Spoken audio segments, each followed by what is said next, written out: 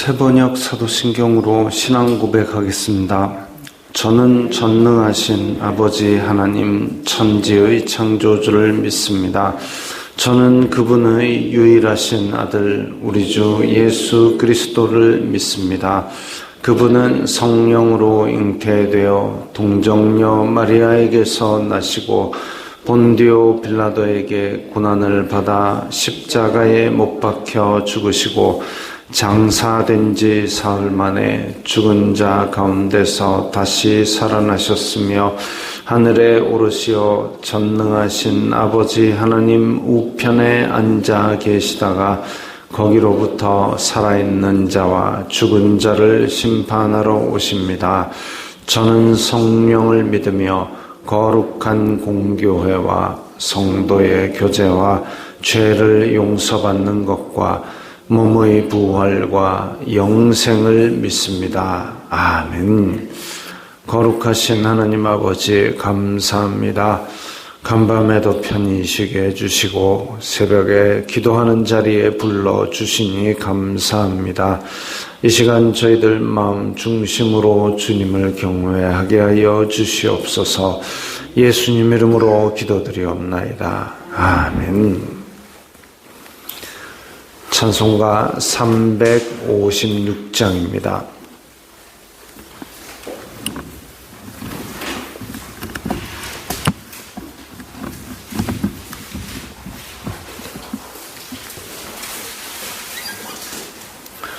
찬송가 356장입니다.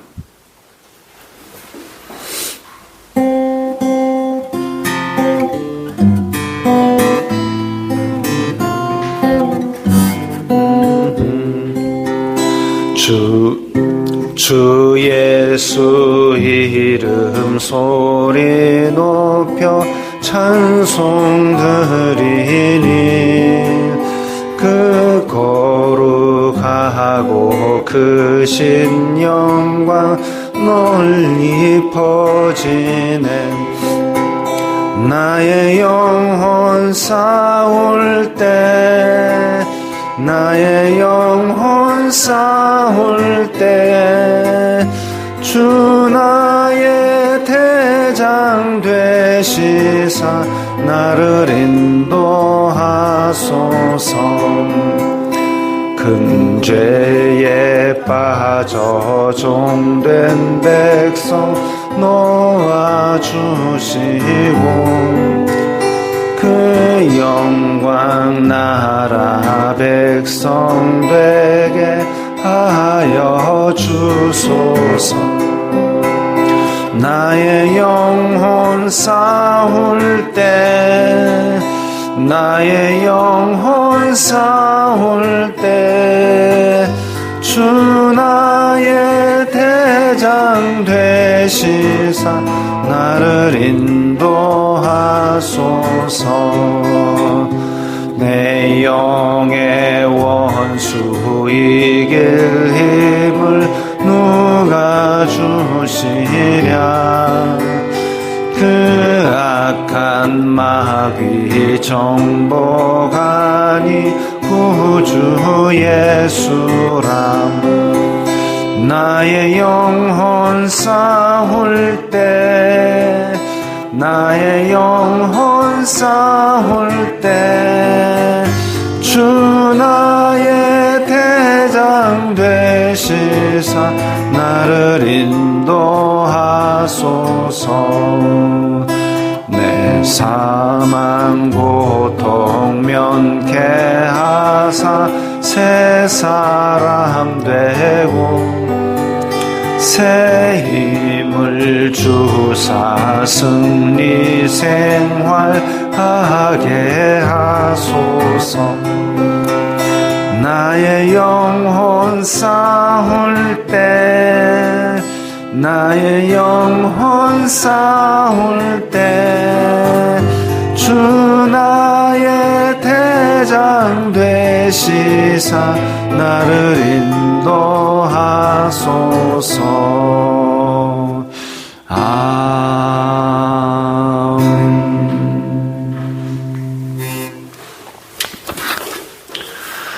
오늘 말씀은 누가복음 9장 37절부터 45절까지의 말씀입니다.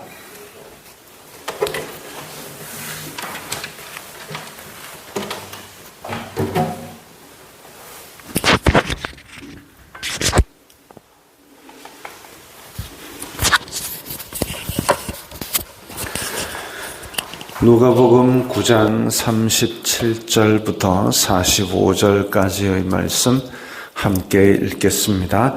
이튿날 산에서 내려오시니 큰 무리가 맞을새 무리 중의 한 사람이 소리질러 이르되 선생님 청컨대 내 아들을 돌보아 주옵소서. 이는 내 외아들이니이다.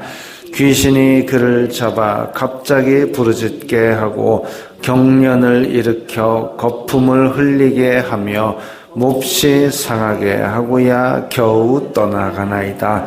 당신의 제자들에게 내쫓아 주기를 구하였으나 그들이 능히 못하더이다. 예수님께서 대답하여 이르시되 믿음이 없고 패역한 세대여, 내가 얼마나 너희와 함께 있으며 너희에게 참으리요. 내 아들을 이리로 데리고 오라 하시니 올 때에 귀신이 그를 거꾸로 때리고 심한 경련을 일으키게 하는지라. 예수님께서 더러운 귀신을 꾸짖으시고 아이를 낫게 하사 그 아버지에게 도로 주시니 사람들이 다 하나님의 위엄에 놀라니라. 그들이 다 그 행하시는 모든 일을 놀랍게 여길새 예수님께서 제자들에게 이르시되 이 말을 너희 귀에 담아두라. 인자가 장차 사람들의 손에 넘겨지리라 하시되 그들이 이 말씀을 알지 못하니 이는 그들로 깨닫지 못하게 숨긴 바 되었음이라. 또 그들은 이 말씀을 묻기도 두려워하더라. 아멘.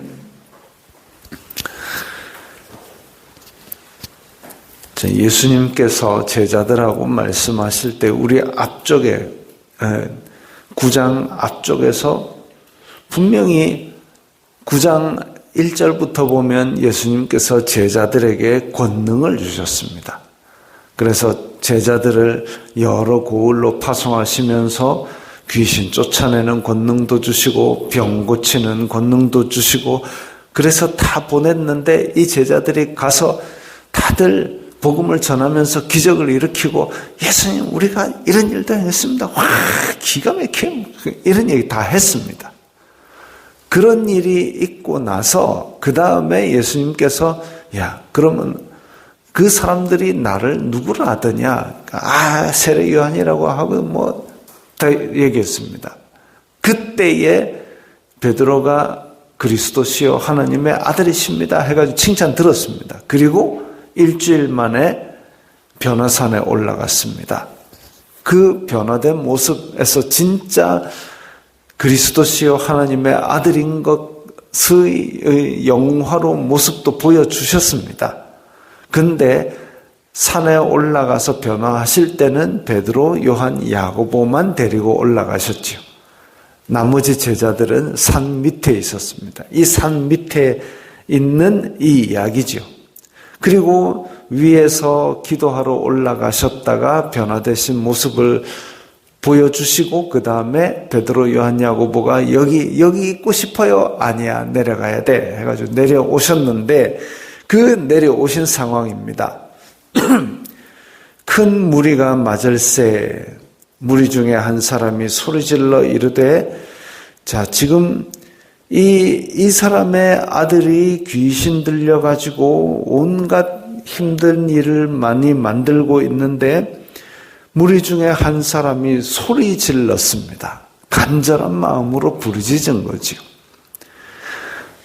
내 외아들입니다. 하나밖에 없는 아들인데 이렇게 지금 귀신 들려서 고생하고 있습니다. 간절하고 애타는 마음입니다.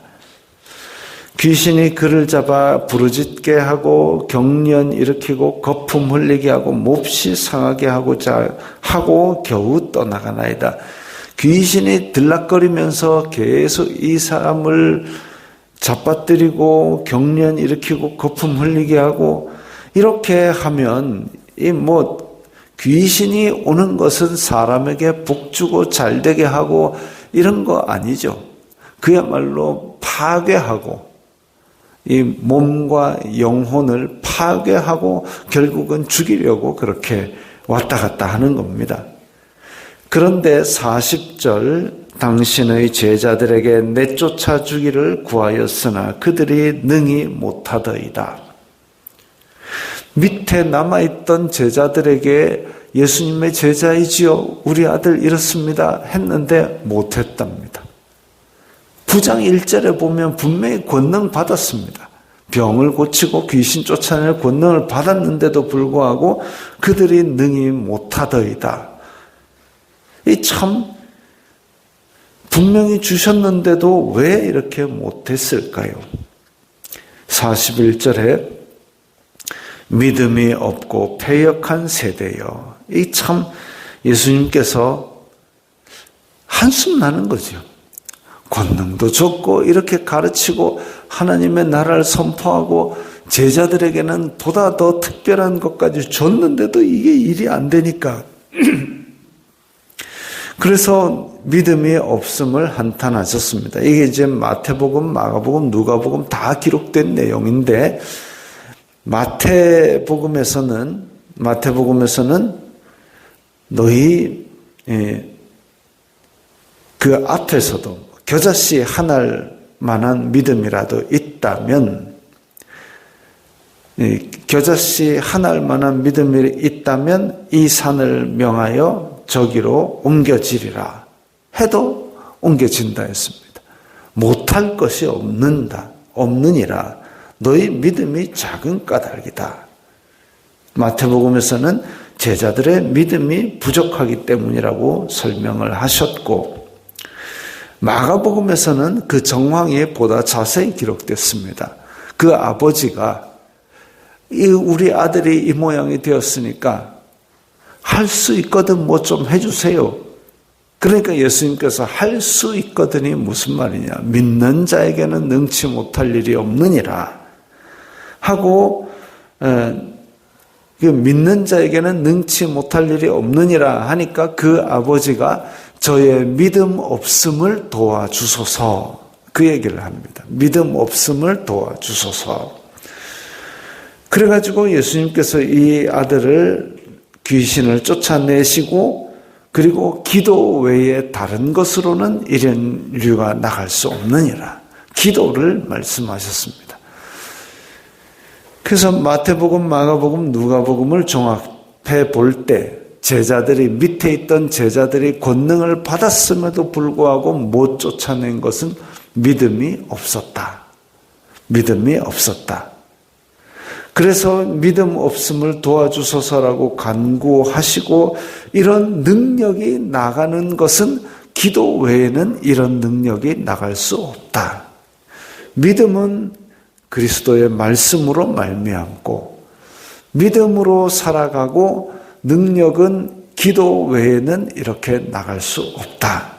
이런 것들을 우리가 이제 연결해서 알 수 있을 겁니다. 이 패역한 세대다. 패역한 세대. 삐뚤어졌다. 썩었다. 왜 삐뚤어져 있느냐? 그야말로 이제 예수님께서 이렇게 오셨는데도 불구하고 거역하고 불순종하고 거역하고 불순종 왜 합니까? 예수님의 말씀 중에 틀린 말씀이 없습니다. 틀린 말씀 없는데 왜 거역하고 왜 불순종합니까? 바리새인들이 자기네들이 아주 율법을 잘 지키고 있는데 예수님께서 바리새인들 뭐라 그러시고 바리새인들의 없는 권능을 말씀하셨을 때 바리새인들이 왜 싫어하느냐? 내가 이제까지 쌓아온 지위와 자리가 이제까지 폼 잡고 다녔는데 백성들의 시선이 다 예수님께로 쏠리고 내가 틀렸거든요. 그 자존심, 그 욕심, 내가 백성들 앞에 존경받아야 되는데 딴 사람을 더 존경하는 거, 이것 때문에 결국은 예수님을 거부하고 불순종한 거 아닙니까? 예수님께서 생명의 길을 꺼내 놓으셨는데도 불구하고 내 자존심과 내 욕심 때문에 그 생명의 길조차 거부하고 있습니다. 그런 거지요. 결국은 우리의 죄악이, 이 내 탐욕과 악독이, 이것이 결국은 나에게 주어진 생명의 길조차 거부하고 불순종하게 만드는 겁니다. 예수님께서 오셔가지고 새로운 생명의 길을 얘기했을 때 사람들이, 유대인들이 결국은 못 박아라, 못 박아라. 왜 못 박아라 했느냐? 내가 이제까지 지켜온 율법인데 그것보다 더 새로운 것을 주시니까 내 이제까지 지켜온 거 이거 뭔데? 그거죠. 내가 이제까지 어렸을 때는 딱지 접고 굿을 치고 딱지 굿을 큰 거 모았는데 그걸로 먹고 살 수 있습니까? 없습니다. 어느 정도 장성하면 딱지도 버리고 구슬도 버리는 거지요. 그런데 그걸 붙들고 앉아가지고 그거 버리려 했다고 거부하고 거역하고 불순종하고 결국은 그렇게 십자가에 못 박으라고 소리 지르기까지 하고 악과 죄는, 욕심은 조심스럽게 찾아옵니다. 살살 찾아옵니다. 하나, 둘 하다가 나중에 그것이, 자, 예전에 연탄 들 때 연탄 집게 말고 손가락으로 하나로 꼭 넣어갖고 연탄 들어 올릴 수 없습니다. 손가락 2개 넣어도 들어 올릴 수 없습니다. 그러나 3개, 4개 들어가면은 손으로도 연탄을 들어 올리는 거죠. 마찬가지입니다. 탐욕과 악독과 죄악이 우리 속에 어떻게 들어오느냐? 하나가 살 들어옵니다. 그때 우리가 완강하게 거부하지 않으면 2개가 들어옵니다. 2개가 들어오고 3개가 들어오고 어느 순간 이 죄악과 탐욕이 우리의 마음을 장악해버립니다. 그래서 죄악과 싸우되 피 흘리기까지 철저히 경계해야 되고 수시로 경계해야 되고, 욥은 그래서 아침 저녁으로 내가 부지불식간에 지은 죄라도 용서하옵소서 하고 그렇게 돌아보았기 때문에 하나님께서 얘는 동방의 의인이다라고 부르신 거죠. 믿음이라는 것은 그런 겁니다. 믿음이라는 것은 예수님을 주인으로 인정했으면 삶의 모든 채널을 예수님의 형태에 맞춰서 그분을 따라가야 되는데, 그러지 않고 변화산에서 화려한 모습 보면은 아이고 여기가 좋사오니 하고 거기 머물고 싶은 거죠. 그거 아니고 맨 바닥에서 일상생활에 찌그덕빠그덕하는 그 삶의 현장에서 가서도 믿음으로 살아가려고 하는 것, 그 가운데 믿음이 있는 것이죠. 그 가운데 믿음이 있고 경건이 있고 거룩이 있죠. 저 산꼭대기 올라가지고 화려한 것 그 자리에만 있으면 그거는 믿음이고 거룩이고 경건이고 아닌 겁니다. 산꼭대기 올라가고 혼자 있을 때는 뭐냐면 기도할 때밖에 없습니다. 기도할 때 사람들 많은 데서 죄야 이거 하지 말고, 사람들 없고 아무도 알아주지 않는 데서는 하나님과 독대하고 기도하는 것이고, 사람들 속에서는 믿음으로 살아가는 것이고, 그래서 탐욕과 악독이 우리의 마음속에 하나 둘 들어올 때에 그것을 단호하게 거부할 수 있는 눈이 어디에서 나오느냐? 말씀과 기도에서 나오는 거지요. 자, 그렇게 해서 이렇게 꾸짖으신 예수님께서 그 더러운 귀신을 꾸짖으시고 아이를 낫게 하여 주셨습니다. 그랬는데 43절에 사람들이 다 하나님의 위엄에 놀라니라. 예수님께서 기적을 일으키시고 놀라운 일을 행하시고 나면 사람들이 다 하나님께 영광을 돌렸습니다. 오늘 이 사건에 대해서도 하나님의 위엄에 놀라니라. 모든 영광은 하나님께 돌리는 게 그게 예수님의 사역의 특징이고, 예수님을 따라가는 사람들의 사역의 특징은 하나님께 영광을 돌리는 것. 그러지 않은 사람은 놀라운 기적을 일으켜도 결국은 지가 영광을 가로채는 것. 거기서 우리는 차이를 알아야 됩니다. 예수님께서 제자들에게 이르시되 이 말을 너희 귀에 담아두라. 인자가 장차 사람들의 손에 넘겨지리라.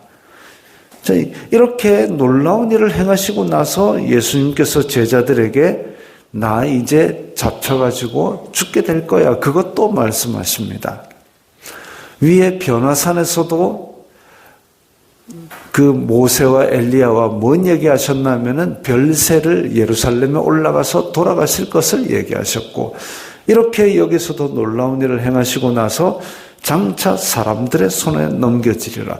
예수님 대단하십니다. 으쌰으쌰 아니고, 나 너희들 지금 이렇게 높이지 아니야. 저 사람들이 날 잡아 죽일 거야. 이제 예수님께서는 죽음에 대해서 본격적으로 말씀을 하십니다. 근데 그들이 이 말씀을 알지 못하니 이는 그들로 깨닫지 못하게 숨긴 바 되었습니다. 예수님의 비유도 마찬가지죠. 숨긴 바 되면 사람들이 들어도 깨닫지를 못합니다. 제자들은 왜 깨닫지 못합니까? 제자들의 마음속에 탐욕으로 가득 차 있습니다. 예수님이 예루살렘에 가기만 가면 왕이 되고 우리는 장관 한 자리씩 하고, 그러니까 사람들에게 넘겨질 걸 상상조차 못하는 겁니다. 이해도 못하고. 근데 그들은 이 말씀을 묻기도 두려워하더라. 왜 안 물을까요? 물었을 때 예수님께서 야, 그래갖고 십자가에 달려 죽을 거야 이러면 자기의 욕심이 산산이 깨지잖아요. 그러니까 뭔 말인지 묻기도 두려워하고 모르는데 알 생각도 없습니다. 믿음은 그런 게 아니죠. 영화로운 변화산도 보고 그리고 십자가의 자리에도 따라가고, 이게 진짜 믿음입니다. 기분 좋을 때만 믿는 게 아니라 환난과 고통과 핍박이 와도 예수님의 이름 안에 붙들고 있는 게 그게 믿음이죠. 예수님께서 분명히 말씀하셨습니다. 말세에 고통하는 때가 올 것이고 그때에 너희들은 내 이름으로 고난을 받는다라고 말씀을 하셨습니다. 지금은 그런 믿음이 필요한 때이지요. 우리가 이제 이 귀신을 쫓아낸다라는 기적, 이것도 분명히 놀라운 일이기는 하지만 우리의 마음속에 기도가 필요하고 믿음이 필요하고, 우리가 기도할 때에 주여 저희들의 믿음 없음을 도와주소서 할 때인 줄 믿습니다. 기도하겠습니다. 거룩하신 아버지 하나님 감사합니다. 저희들이 이 세상 속에 믿음 가지고 살아갈 때에 저희들의 믿음이 연약하여 자주 넘어지오니 저희들의 믿음의 없음을 도와주옵소서.